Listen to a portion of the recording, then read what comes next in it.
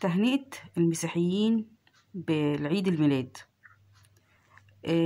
لما تقول له هابي كريسمس، ده اعتراف منك بإني يسوع إله، وده ضد تعاليم إسلامنا، ضد ديننا الدين الإسلامي. الدين الإسلامي بيقول لك الله الصمد، لم يلد ولم يولد ولم يكن له كفوا أحد. السورة الكريمة سورة الإخلاص بتقول لك إن الله لا يوجد له ولد ولا اتولد ولا يوجد له ولد. فأنت لما وربنا بيقول لك لا إله إلا أنا فاعبدني. فأنت لما تقول واحد صاحبك، جارك، زميلك هابي كريسمس، يعني معناها الكريسمس دي معناها ميلاد يسوع، معناها ميلاد يسوع. وإحنا ما عندناش في ديننا يسوع،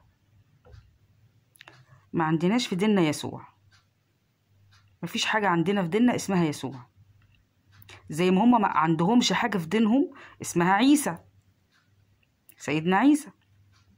ما عندهمش حاجة في دينهم اسمها سيدنا محمد. احنا موحدين. فانت لما تقول له هابي كريسمس يبقى انت بتعترف بيسوع، وده حرام.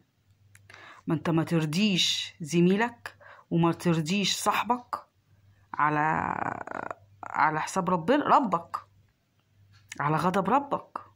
ما انت لما تقول له هابي كريسمس، عيد سعيد ليسوع، انت كده بتغضب ربنا، حرام. هيقولك طب ما هما بيقولوا لنا كل سنه وانتم طيبين في العيد بتاع، مش عايزينهم يقولوا. ما تقولوش كل سنه وانتم طيبين، مش عايزينكم تقولوا.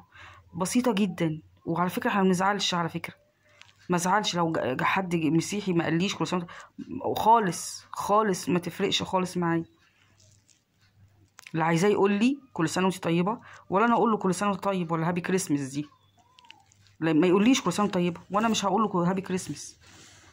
انا ما اغضبش ربي عشان خاطر زميلي ولا جاري ولا هم ليهم. هتقولي الوحده والاخوه تمام، جميل. المعاملة الطيبة ليهم، عندي المعاملة الطيبة، الكلمة الحلوة، مريض أروح أزوره، سعيد أروح أهنيه. لكن أقول له هابي كريسمس دي حرام. ستوب، ما أقولهاش عشان أنا أغضب ربي، عشان أرضيه وهو حتى مش هيرضى. يعني حتى لو قلت له كده مش هيرضى. يعني الناس اللي بتحاول قوي إن هي ترضي قوي، لا خالص.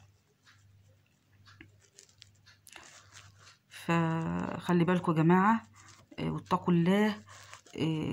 احنا مش في ديننا خالص هابي كريسمس دي خالص.